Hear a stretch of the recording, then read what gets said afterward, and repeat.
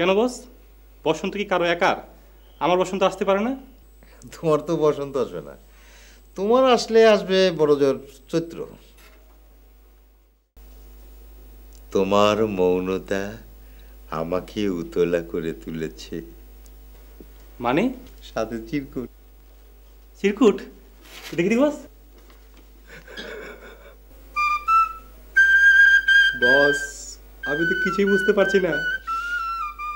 আমি যে এত কন্যা রাশি বুঝছো, আমি নিজেও আগে জানতাম না। আমিও জানতাম না বস। অথচ জীবনের কতগুলো বসন্ত হেলায় ফেলায় পার করে ফেললাম, কিছুই বুঝতে পারলাম না। আমিও বুঝতে পারলাম না বস। তোমার তো বোঝার দরকার নাই, এখানে আমার বসন্ত নিয়ে কথা হচ্ছে, তোমার না। কেন বস? বসন্ত কি কারো একার? আমার বসন্ত আসতে পারে না? তোমার তো বসন্ত আসবে না, তোমার আসলে আসবে বড় জোর চৈত্র। চৈত্র আসলেও তো হয় বস, আমার তো তাও আসে না। ফালতু কথা রাখো, এখন কাজের কথা বলো। কি কাজের কথা বস?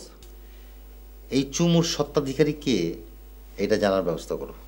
এইটা জানা কোনো ব্যাপারই না বস, একটা কাজ করলেই সব জানা হয়ে যাবে। কি করতে হবে সেটা বলো।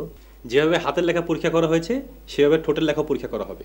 ঠোঁটের লেখা মানে? ঠোঁটের লেখা মানে বস চুমু। ওরা কি রাজি হবে? বস ওরা তো কেউ জানবে না, আপনি একে একে সবাইকে ডাকবেন আর টিস্যু পেপারে চুমু নেবেন, ব্যাস ক্রিমিনাল ধরা পড়ে যাবে। আহা, ক্রিমিনাল বলছো কেন? ওরা তো চোরই বস, আপনার মন চুরি করেছে, চোরকে তো ক্রিমিনালই বলে বস। এই জন্যই তোমার জীবনে বসন্তের বদলে আসবে চৈত্র। তাহলে কি বলবো বস? হ্যাঁ, তুমি কিলার বলো। Lady killer? না না না, তুমি বলো হার্ট কিলার। হার্ট কিলার?